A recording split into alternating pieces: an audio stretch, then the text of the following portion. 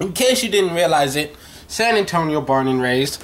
And I just had to say, for those of you who didn't catch the NBA game last night, Tony fucking Parker.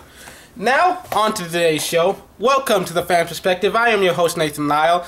And it is Friday, which means we're going to look at the 1 o'clock games for Week 9.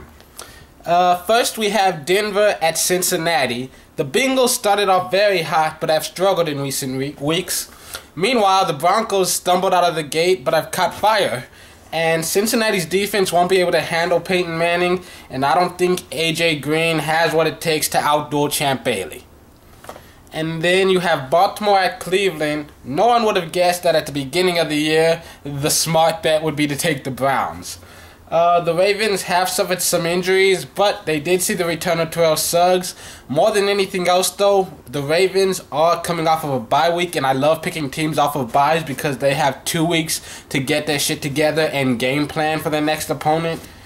And not to mention that Ray Rice, throughout his career, has been able to dominate against the Browns, so expect them to go to him early and often. They have to use their best weapon if they want to win. And then you have Arizona at Green Bay. And I'm picking the Packers. I don't really have to explain it. You should just know why. If you don't know why I'm picking the Packers to beat the Cardinals playing in Lambeau, you just don't watch football. Why are you even watching this show, honestly?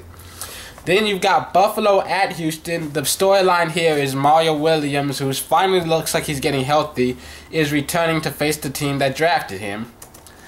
And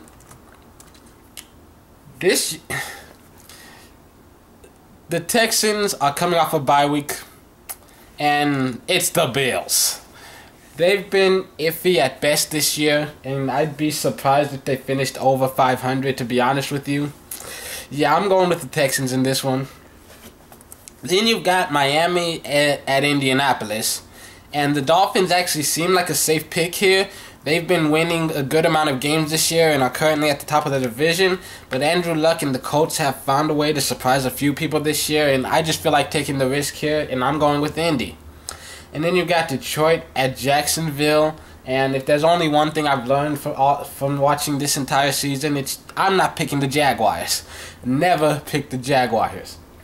So yeah, Detroit to win this one. And then we've got Chicago at Tennessee.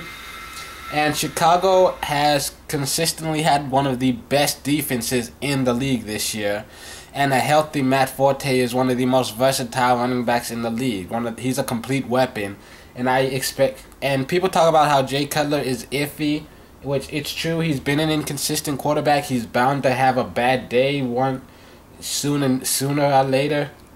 But the defense is going to keep them in the game. They are going to rely on Matt Forte to help move the chains.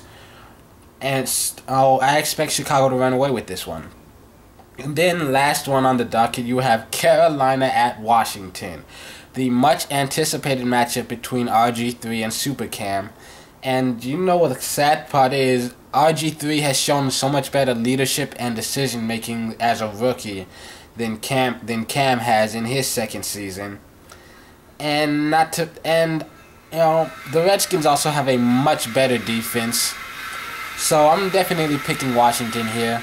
And I'm sorry about the noise outside. They're doing some construction on the roof. Anyways, those are the 1 o'clock games. Tune in tomorrow. We will talk about the 4 o'clock in the night games. And tune in Sunday for fantasy football. Monday for NBA Weekly. I am Nathan Lyle. This has been the Fan Perspective. Happy Friday.